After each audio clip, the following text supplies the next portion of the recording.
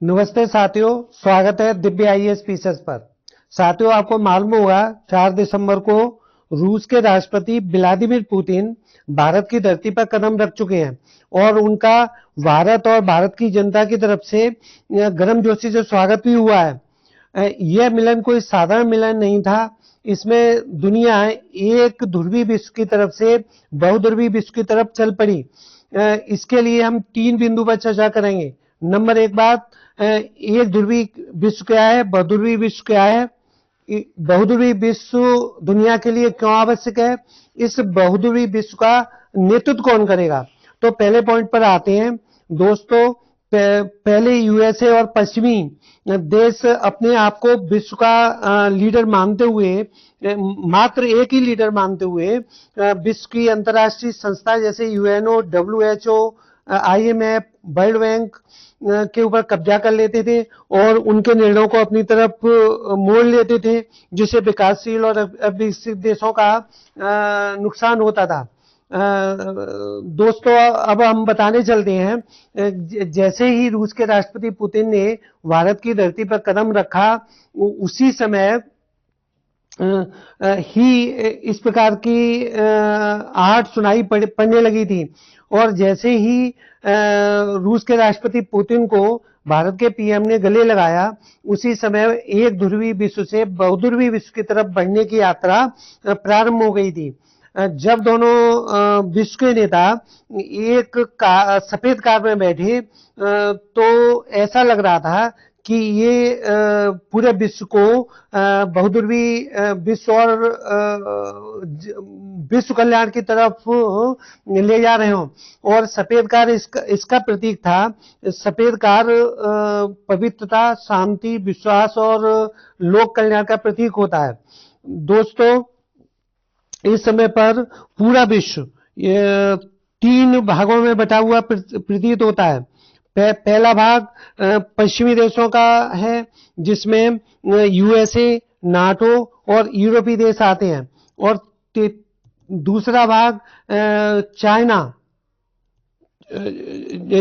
ध्रुव है। इसमें चाइना, पाकिस्तान और उत्तर कोरिया और मिडिल ईस्ट के कुछ देश आते हैं। और तीसरा नॉन एलाइन, यानी इनका कोई ग्रुप ही नहीं है ना। ये स्वतंत्र देश हैं जो अपना डिसीजन स्वयं लेते हैं। जैसे कि इसमें इंडिया आता है, रूस इसमें प्रमुख रूप से आते हैं। इंडिया किसी कैंप का हिस्सा नहीं है, किसी का पिछलग्गू नहीं है। इंडिया संप्रभु राष्ट्र है। एक यहाँ का लोकतंत्र बहुत मजबूत है। अपने निर्णय स्वयं लेता है और अपने दोस्त भी स्वयं चुनता है, विश्वास बनाता है, ड्यूटी फॉर ड्यूटी के साथ में निभाता है। भारत न तो आंख उठाकर बात करता है, न आंख छिपाकर बात करता है। भारत आंखों में आंख डाल के बात करता है। साथियों, अब हम ये समझने का प्रयास करेंगे भारत और रूस का नेतृत्व इस दुनिया के लिए क्यों आवश्यक है। जैसे हम समझेंगे कि यूएसए पूरे विश्व को एक ध्रुवीय विश्व बनाना चाहता है, यानी अपनी मोनोपोली चाहता है। हम विश्व को जिस दिशा में मोड़ना चाहे उस दिशा में मोड़ना चाहता है। चाइना पूरे विश्व को बहुध्रुवीय तो बनाना चाहता है, लेकिन एशिया को यूनिपोलर बनाना चाहता है, जिसका नेतृत्व स्वयं करना चाहता है। लेकिन भारत और रसिया पूरे विश्व को बहुध्रुवीय बनाना चाहते हैं और एशिया को भी बहुध्रुवीय बनाना चाहते हैं। और इस एशिया का नेतृत्व किसी भरोसेमंद नेता के हाथ में होना चाहिए। और ये भरोसेमंद नेता तो आप समझ ही रहे हो कौन हो सकता है। ये नेता भारत हो सकता है। भारत में नेतृत्व करने की बहुत बड़ी बड़ी क्षमता है। इसका एक एग्जाम्पल हम ऐसे समझेंगे। पिछले दिनों आपने देखा होगा कि यूएसए के राष्ट्रपति ट्रंप ने पाकिस्तान के सैन्य प्रमुख को, मुनीर को डिनर के लिए बुलाया था। और उस डिनर में केंद्र में क्या थे? डर्टी पॉलिटिक्स, डर्टी अलायंस बनाना और प्रेशर पॉलिटिक्स खेलना और टैरिफ खेलना, जिसके लिए पूरे दुनिया पर ट्रंप ने क्या किया? टैरिफ लगाए, इंडिया के ऊपर भी टैरिफ बढ़ा दिए, पूरे विश्व में उथल पुथल मचा दिया, जिससे कि अमेरिका की स्वयं की इकोनॉमी भी डाउन पड़ती चली आ रही है। 1-2% जीडीपी ग्रोथ है उसकी, है ना। वहीं दूसरी तरफ देखिए, भारत ने पुतिन को डिनर किया है, अभी अभी कल शाम को डिनर किया था भारत के पीएम के साथ में। वहां पर क्या था? विश्वास, शांति, विकास, जन कल्याण और मल्टीपोलर विश्व को के कल्याण की बात करना और चराचर जगत के कल्याण की बात करना। पुतिन ने एक इंटरव्यू में ये कहा था, जब उनसे पूछा था कि आप G7 में शामिल होना चाहते हैं, क्योंकि ये ट्रंप ने अभी अभी पुतिन के पास संदेश भेजा था कि हम आपको G7 में शामिल कर लेंगे। लेकिन पुतिन ने इसका उत्तर ये दिया, मैं G7 में जाकर क्या करूंगा, क्योंकि उसमें मुझे कोई फायदा नहीं है। इससे तो अच्छा मैं भारत के साथ अच्छे संबंध बनाऊं, उसी के ही परिप्रेक्ष्य में भारत में आए। और उन्होंने ये भी कहा, क्योंकि भारत लगातार विकास करता चला जा रहा है और ये विश्व की तीसरी बड़ी अर्थव्यवस्था बन गया है और ये ऐसा भविष्य में बन भी जाएगा।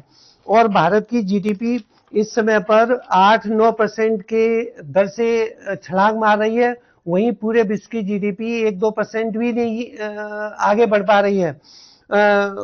और यहाँ पर पुतिन का एक वक्तव्य और आया था कि भारत की जीडीपी 7% के दर से बढ़ रही है और भारत के पीएम पर लोगों को भरोसा होना चाहिए और उस पर गर्व भी करना चाहिए।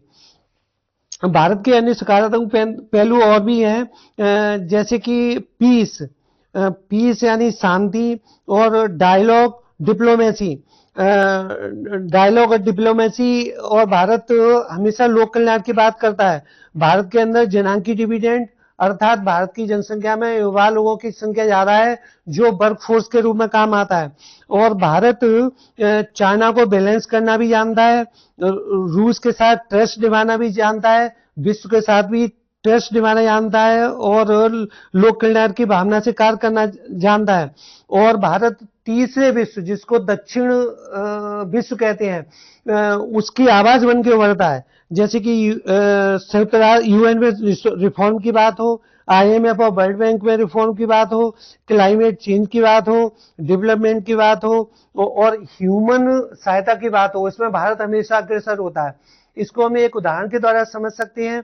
जैसे तुर्की में भूकंप आया, भारत ने दौड़कर सहायता की।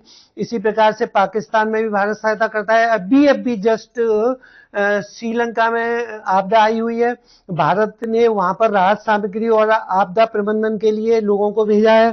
तो भारत और कोरोना के टाइम पर तो साथियों आपने देखा होगा, भारत ने आगे बढ़कर सभी को वैक्सीन दी थी और उनके लिए खाना, दवाइयां, ये सारी चीजों को भी भेजा था। इसके लिए भारत को किसी ने हनुमान की संज्ञा दी तो किसी ने भारत को संकट मोचन की संज्ञा दी। साथियों, भारत की संस्कृति में विश्व बंधुत्व की भावना और ब्रदरहुड की भावना, चराचर जगत के कल्याण की भावना कूट कूट कर भरी हुई है। और भारत इसी भावना को साकार करने के लिए आज विश्व की 2 महाशक्तियां भारत भूमि पर गले मिल रही हैं। Thank you.